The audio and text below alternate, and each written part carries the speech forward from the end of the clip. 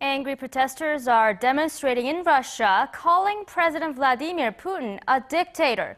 This is all after Russia's opposition leader Alexei Navalny was sentenced to a harsh 5-year jail term for theft. We're getting reports now that in a likely response to public anger, the prosecution has asked Navalny be freed pending appeal. Our Connie Lee has more.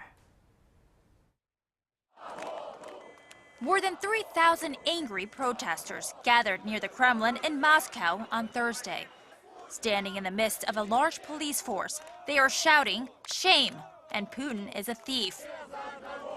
Their anger rose after Russia's main opposition leader, Alexei Navalny, was sentenced to 5 years in jail for theft, a punishment that some say was motivated by politics, not the law.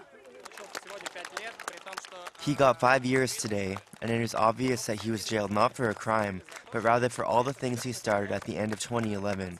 Of course, it was a slap in the face for the authorities, and now the authorities are just simply taking revenge against all of us. The 37-year-old Navalny is an anti-corruption campaigner and has led the biggest protests against President Vladimir Putin since he took power in 2000.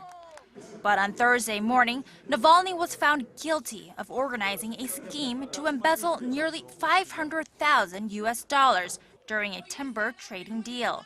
He was expected to run in the next presidential election in 2018 or for Moscow mayor in September. But with the 5-year jail sentence, he will not be able to do either. Protesters accuse President Putin of being a dictator and ruling by repression. The police in Moscow clashed with protesters, and more than 60 were detained. Smaller rallies were also held in other cities. The U.S. has reacted to the incident, with the White House saying it is deeply disappointed and concerned by the conviction of Navalny. Navalny's harsh prison sentence is the latest example of a disturbing trend of government actions aimed at suppressing dissent and civil society in Russia.